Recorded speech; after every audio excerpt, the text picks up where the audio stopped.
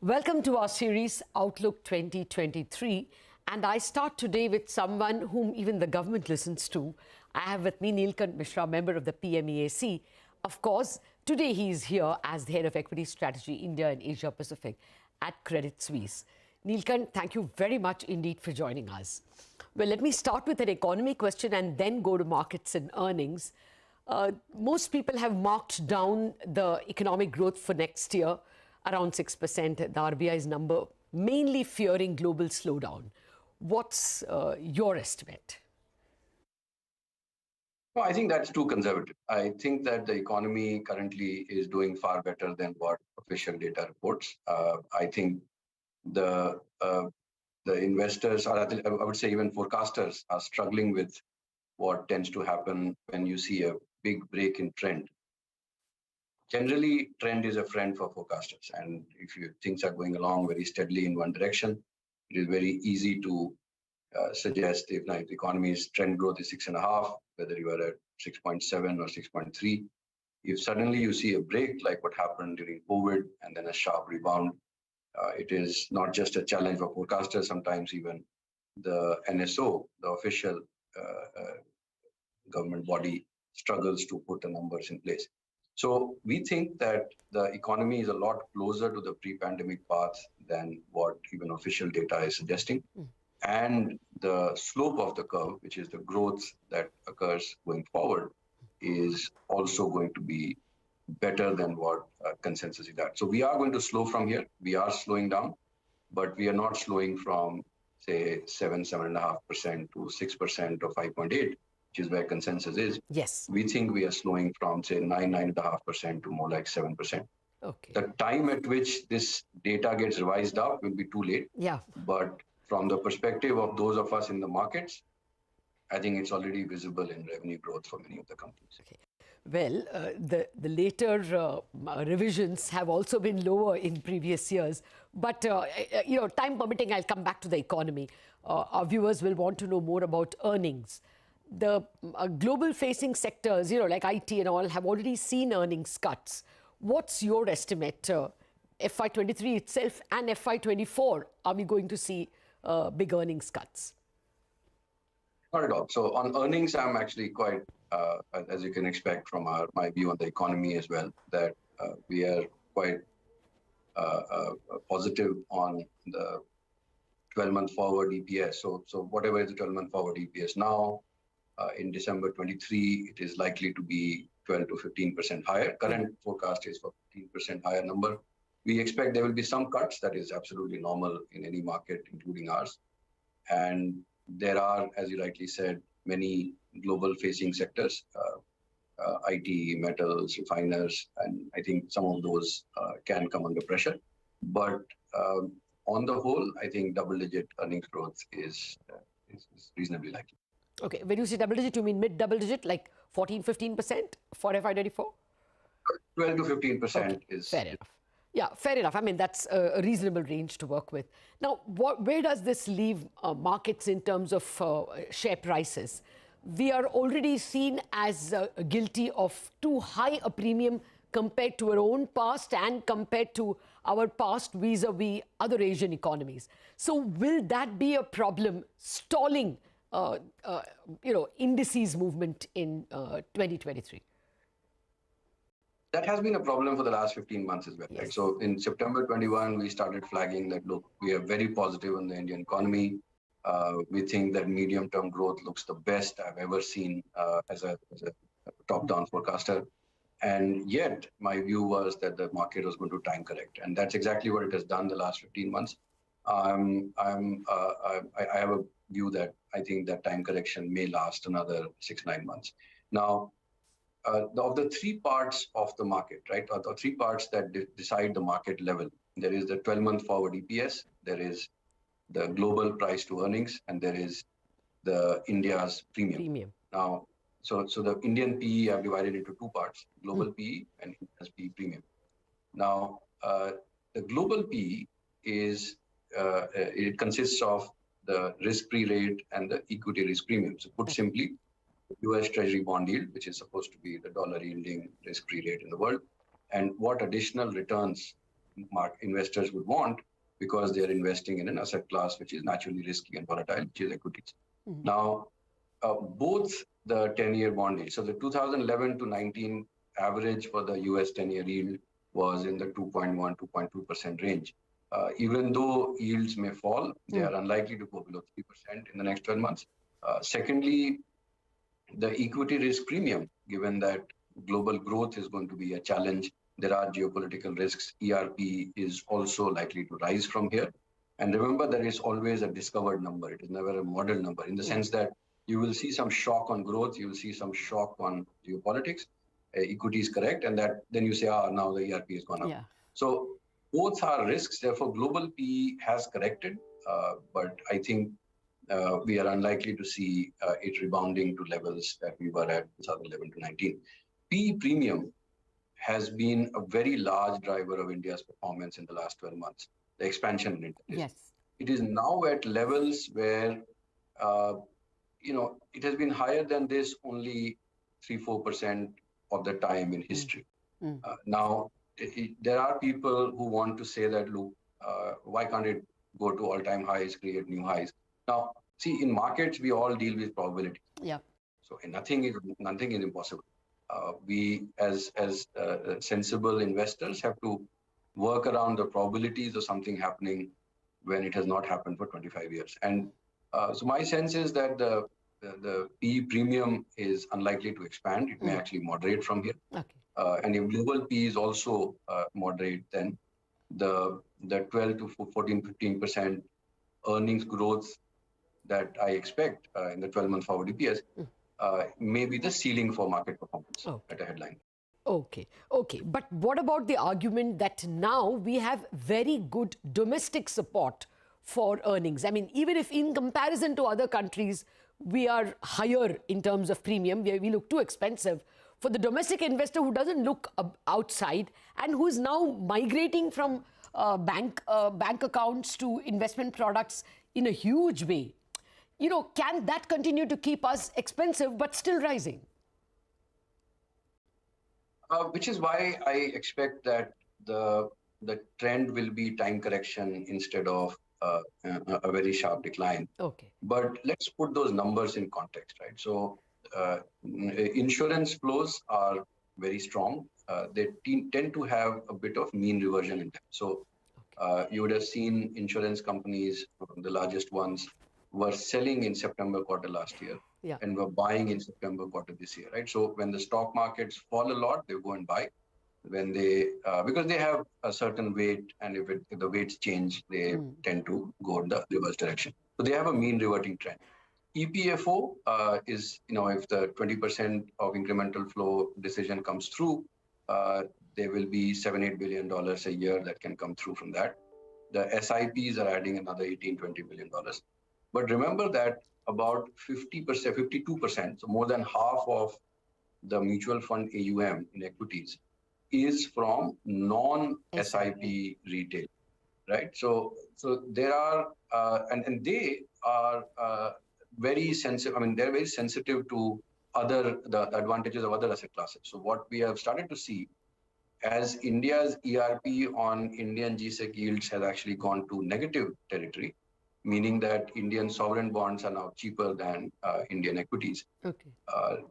Not surprising that they are starting to buy more bonds. The real estate market. So if this this can be the counterbalancing force. So I don't expect, and frankly, I mean, whether this happens or not, frankly, expecting that the crowds will go mad is not a very sensible way to invest. Okay. No, I take your point that it's extremely tempting if the government of India is offering 7.5% and AAA companies like a Bajaj Finance may offer 8 or 8.5. It would be very tempting and difficult for equity markets to weather that competition, and real estate is also getting attractive. But let me come to the moot question. What would you therefore bet on? Will financials continue to be the darlings because now they are reasonably expensive? Absolutely. So what we start off this choice of sectors with is, what would the price to earnings be 1 year from now, right? So on current forecasts, and how many standard deviations above or below its 10-year average, which we call the Z score. And financials are an outlier in terms of it being very cheap when you look at what the PE multiple is going to be 12 months out. On top of that, we overlay what is the risk of earnings cuts. And again, on financials, there is very little reason at this stage to be expecting earnings cuts. So I know they are a consensus buy. They have been a consensus buy for a very long time.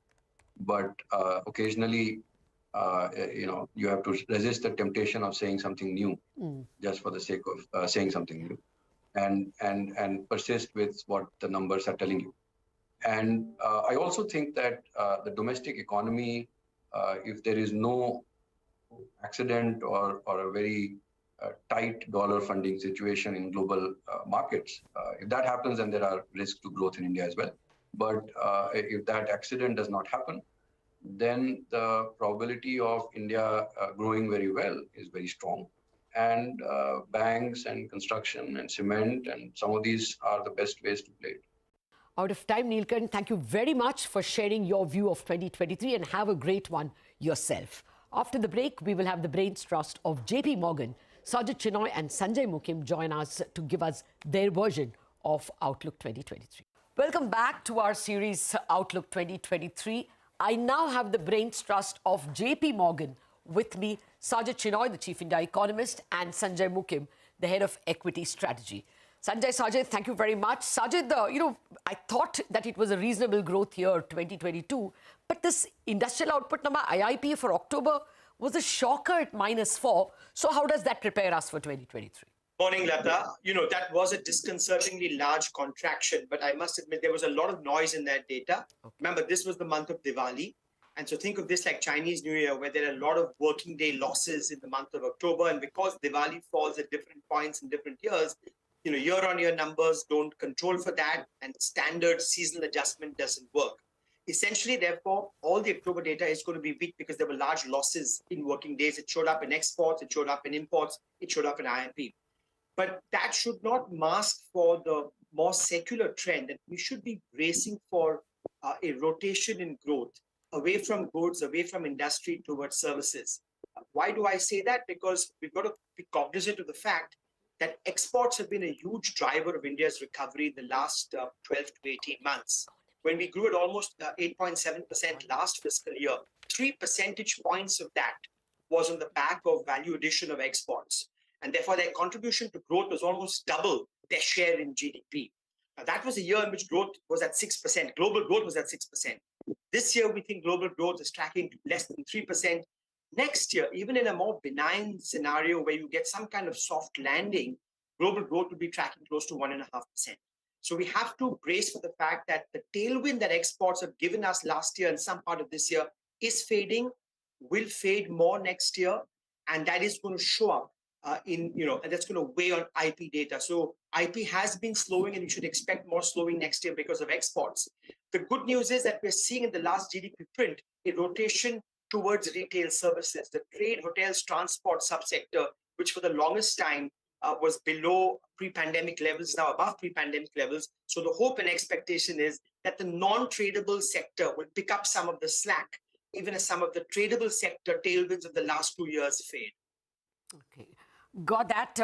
Well, I'll just come back to you for more economy questions, but Sanjay, welcome. It's tempting to ask you, about the external sector and whether those IT stocks will do badly. But I'll come to that in a bit. Firstly, overall, are earnings likely to be better or worse than this year? We saw, of course, this year much lower than FY22 when we got a huge 40% Nifty EPS growth. How is 23 likely to look, FY24 rather, vis-a-vis the year that's ending? Morning, Mata. Just a couple of points there that look, on MSCI India, we're looking at about 5% growth for FY23. Okay. But that weak number is probably complicated by the huge cuts we've seen in commodity earnings. Okay. Now, for FY24, consensus is somewhere around 21%. Okay. But that appears very aggressive. So I would argue that you will continue to see earnings cuts in India. But if you exclude the commodity parts, I'd say that the banks look insulated from cuts. The earnings growth should relatively come through. But the higher end, growthy, more expensive discretionary companies are the ones where we still think earnings will have to be downgraded. Okay. Let me come then to the export argument that Sajjid has already extrapolated or explained. Do you think, therefore, IT stocks are not the way to go in 2023? We don't. We are underweight IT in our mod-build portfolio, and we think that, look, you have this unfortunate situation where the big developed economies are probably heading into recession next year, and this will lead to weaker top-line outcomes. Now, part of that is in consensus. Analysts do have lower earnings or lower top-line growth in their models, but the stocks, some of them at least, are still above historical averages. And more importantly, people have built in margin expansion in FY24, which might be a little bit more challenging to deliver than expected. So I still think that you might get minor earnings revisions, and in any way, you will get a lower tone from management in the coming quarters as the top line slows. So we are not in a rush to buy Indian IT stocks yet. Yeah, we got a bit of a curtain raiser from HCL Tech, didn't we, in terms of a minor warning. Maybe more will follow. Okay, Sajjid, to come back to the economy, what's your sense in terms of the capex cycle? I mean, we spent the better part of this year expecting it. Does it arrive in 2023? We need to be patient, but recognize what the silver linings are. The silver linings are that this big drag that we've been talking about for 10 years, right, on this twin balance sheet problem has clearly abated. It's clearly alleviated. We've seen significant deleveraging by large corporates over the last 5 years. This was accelerated in the pandemic, such that corporate debt to GDP is now the lowest since 2006. So at least large corporate balance sheets are in much better shape than in recent times. Similarly, bank balance sheets are in much better shape than had been feared at the start of the pandemic. NPAs have been lower for the most part. Banks have recapitalized, and seem to be less risk averse. And you're seeing that in the pickup in credit growth. So the good news is that the balance sheets are in much better shape, and that's a prerequisite to the next capex cycle. But we need to be realistic about the current context, both global and domestic. Utilization rates in manufacturing are ticking up, but they're still at about 76%. And in a world where you worry about, a global recession of some kind next year, where growth is going to slow around the world, in developed markets, in advanced economies, India won't be able to escape that. And at a time where interest rates are at, 2-decade highs around the world, and the Fed is going to remain, high for long, for much of 2023, we have to be realistic that that's not going to be the environment in which entrepreneurs, sitting with utilization below 80, invest aggressively. So the good news is this is going to happen eventually. For the first time, we can see light at the end of the tunnel, but we have to be patient. This may well be a 2024 story, not a 2023 story. One last point, this just makes it more important that public investment continue to do the heavy lifting. We've seen the central government keep pushing on infrastructure spending.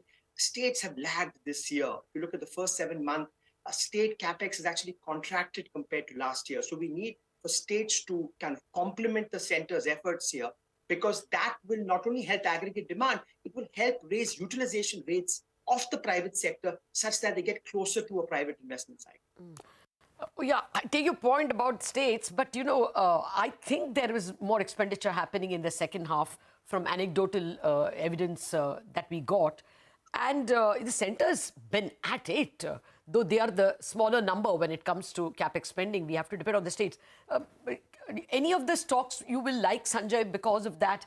I mean, look at the kind of order book L&T told us. It was a mind-boggling highest ever number. Capex candidates, not your pick?